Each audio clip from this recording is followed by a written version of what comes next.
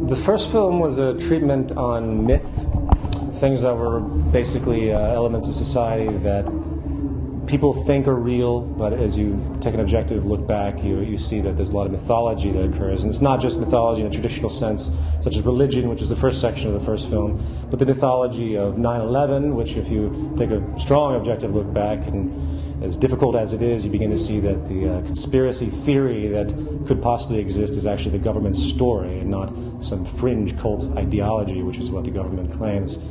And then the third attribute, which would detail even a more powerful form of myth, which is what's continued in the new film, deals with the monetary system and war and the banking system and things that people kind of take for granted. They don't have a full grasp on. For example, war is usually assumed to be this two countries that essentially can't meet in a civilized manner of some agreement, so they engage in war. But what we tend to find is war is actually a business.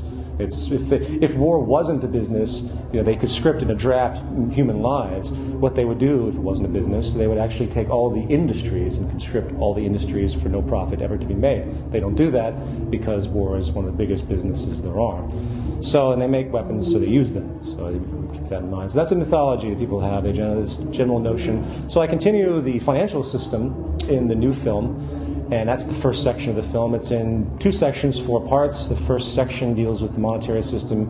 The first part deals with the fractional reserve lending policy of the Federal Reserve and the Bank of England as well, and goes into the fact that this system is essentially a slavery-producing system because the debt that is created in society is deliberate, and money cannot exist without debt. Money is created from debt, and debt is money, money's debt, and therefore it's utterly despotic to the human condition because everyone has to be forced into labor to get free of their debt. And of course, it's an illusion because there's no way to ever be free of it. Then I continue this with the second part of section 1, which goes into John Perkins' Confessions of an Economic Hitman, which is a very interesting story about a man who used to work for a private corporation that was affiliated with the World Bank, and his basic disposition was, his basic realization was that his private corporation was actually a front for this ruse, so to speak, that uses the World Bank as a tool for debt for other countries. So what they do is he would go over, for example, and bribe leaders to take big loans and say, well, if you don't, then there's going to be problems. And those that didn't, there were tremendous problems, overthrown, assassinations. And otherwise, the countries would take the debt and then they'd be enslaved to the Western financial system because all these structural adjustment policies would be put forward on the country because of their outstanding debt, and therefore they would have to give over their natural resources, they would have to submit in multiple ways. So that's the first half of the second film, and then the second half deals with change in an attempt to override all of this stuff. And the essential argument is that the monetary system is not only structurally flawed, because of the first section of the film, I deal with the financial system, to the extent where, structurally there's not enough money in the system, there's always scarcity, structurally to the extent that the World Bank is, in fact, very much a despotic, hegemonic institution. But that also bleeds over into the other most important part, which is the psychological manifestation of the monetary system, and how it actually relates to our behavior in society, and how we essentially don't know how to relate to each other because we've been conditioned, at least in a civil way, we don't know how to relate to each other in a civil way because the entire system is based on everyone leeching off of everyone else. And it's a very fundamental thing. Most don't think about it that way.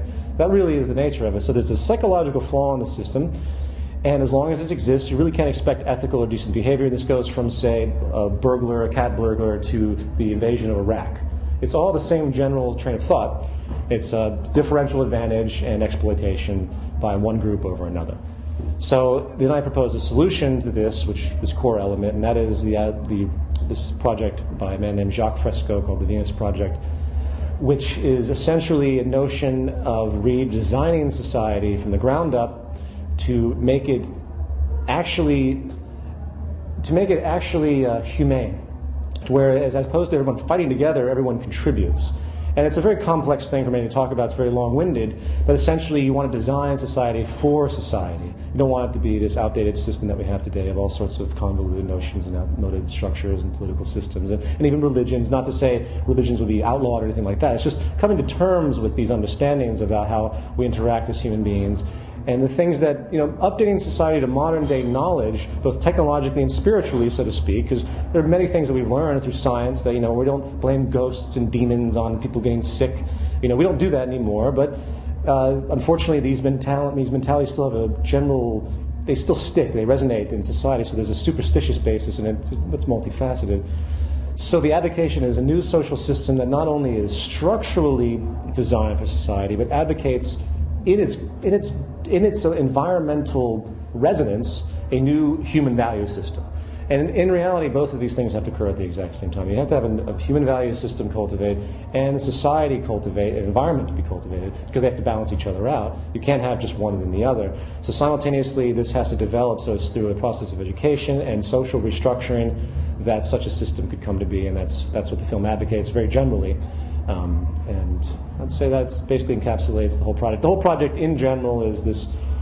The first film deals with the problems, and then I attempt to get to the core of the problem in the second film, and then present what I feel is at least philosophically, a very decent solution that has so many elements to it that could be expanded upon by other minds and continued forward. The philosophical basis, I think, is quite profound, and I think it's nearly empirical. So.